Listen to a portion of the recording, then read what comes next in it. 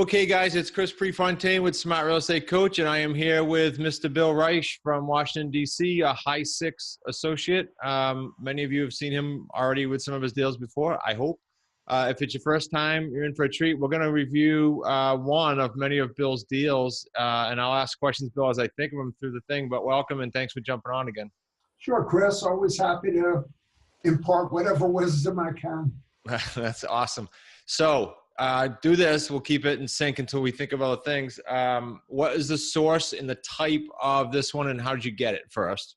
Yeah, this was a townhouse, which I generally don't go after, but this looked like a good opportunity. It was a really pretty little townhouse in a good neighborhood, and it was an expired listing. They had it on the market for a while with a realtor, and it did not sell. So we swooped in and gave him a great option. Short order, we just got bombarded with inquiries. Can I ask a question for us? Because I wrote it down. Was this okay? So you didn't target necessarily condos, but you got one. Did you make it contingent upon finding a buyer? I did, except very unusual for me, I took a stand because he needed a commitment in order to get financing for another house he was buying. So he needed a firm commitment on a lease commencement date. Yep. So I took this in October 1st and I said, fine, give me until April 1. And if I don't have somebody, I'll start paying the rent.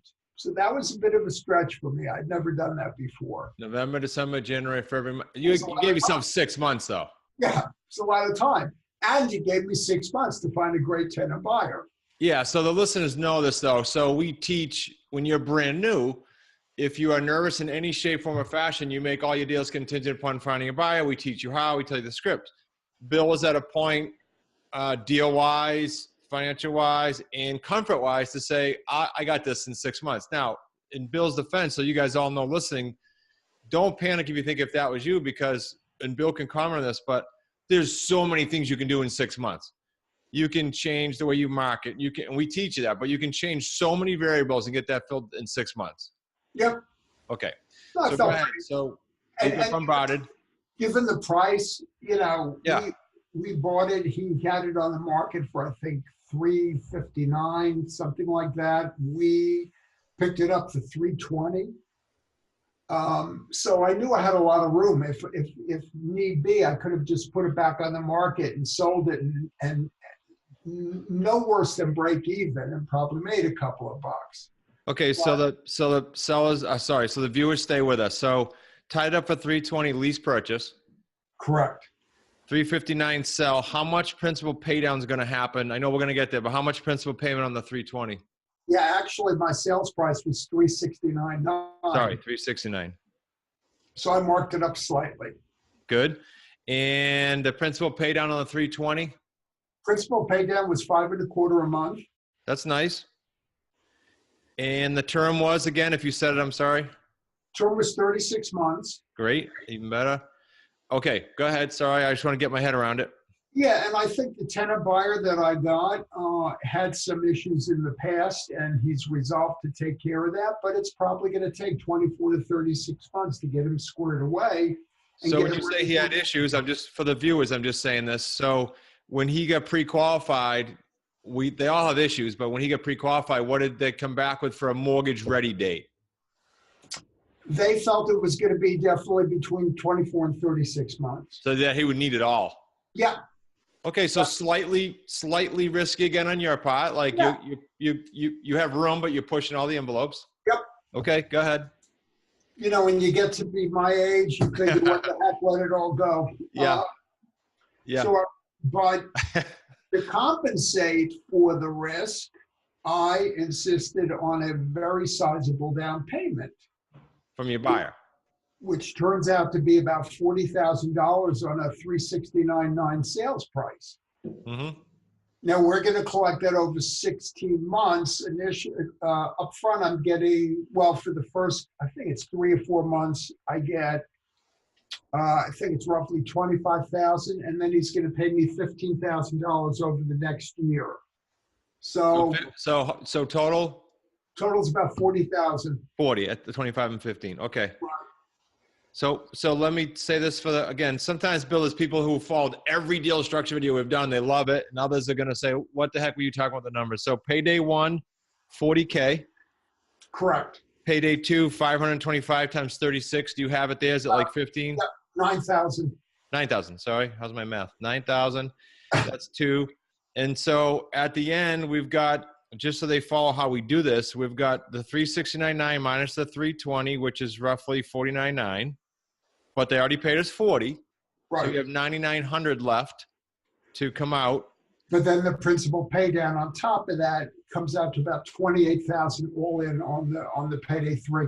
The number we talked about, the 9,000 before, that was payday 2. That was the rent spread. Correct. Yep. Rent spread's about $250 a month for 36 Gotcha. months. Yeah, that's right. So when I said that number, I wasn't losing it. You were higher. Okay, so what's the total, all 3 paydays? About $78,000 on the 369, on a 320 house. You know, I'm thrilled at that number. Yeah, it's a very good ratio. But just so these guys know, what is your average to date? Because I don't want to talk about managing their expectations, but what is your average to date, all properties, say, before this one? All 3 paydays. 80 something, Chris. Yeah. 85 maybe. You did some as high as 110, so I'm glad I asked you because I've been saying 110. So I'll adjust my disclosures. But don't forget, my first deal was an AO for 15,000. So that So you're averaging it down. Yeah. Okay. All right, good. I want these guys to hear that because the AOs are quick checks, no future tie, but they're small. And then you nail a bunch of 110 with 3 paydays, but there's work to do on them sometimes. Yep. That's awesome. So 78 grand. How many times did you go to you're pretty hands-on because you deal with a little bit higher end usually. This is in the 3s. How many times did you go to the house buyer and seller meetings for this deal here that we talked about? 3. Okay. I was talking to Mike McCready's, one of your counterparts, and last night on one of these videos, and he went to the house once, and it was a 63 grand deal. That's why I asked you that. Great. That's awesome. Anything else about this deal these guys should know, like buyer-wise or seller-wise? I mean, we gave them the basics, but I just like them to hear the real stuff. That's all. The sellers couldn't have been happier, and the buyer wrapped his arms around me and said, I'm his angel. So I felt pretty good I felt like the savior in this deal. And it's basically, it really does fire me up. That's what motivates me. I get to help great people. Well, that was my next question. You answered it. And then, so my comment to piggyback your comment is, I want the listeners to know, we've talked about this, you and I, and all the associates at Masterminds, that behind the scenes with all the numbers is super healthy because you get buyers crying, you get sellers going, I thought I was out of luck. It's just so healthy. It's a cool thing. It really is. It truly gets me out of bed early in the morning, as you know. So that's awesome. All right. Well, Bill, I think these guys are probably going to see another deal because you're working on 2 deals, but we'll keep those separate videos. So I appreciate you coming on. Let me ask you this. Every year, so I'm going to say this every video, QLS coming up and Business Scaling Secrets coming up, our 2 annuals. In your words, and just off the top of your head, what do you think is the importance of both new and experienced people getting there, and why? Because everybody says something different. Well, I can't wait. I mean, it's the highlight of my year, the QLS event. I get to see all my compadres from around the country, and we share a lot in the meetings, but we share as much outside of the meetings, which is really very valuable. And I think a bunch of us were standing out in the hallway just this past one and came up with some great marketing ideas that we're looking at, over the next 6 to 12 months. So it's just a great group of people, as you know, and every opportunity I have to get with these people is very invigorating for me. I agree. The meetings outside of the meetings are cool. And then most people, I mean, I'm in mastermind groups, as you know. I'm coming to your area for one soon. And we paid 18 grand. It's a 25 grand program. It's just that we had other relationships with them. The associates, as you know, come every year. It's a free mastermind. High 6, we have quarterlies, but it's just a neat thing to be proud of, and it's ongoing. I think it's cool. And I'm really looking forward to the scaling event in April because, as you know, I need it. So whatever help I can come away with after that April meeting, I'm sure is going to help catapult me into. Okay, so you just begged me to say, well, one more plug because of what you just said. So I want everybody to know this.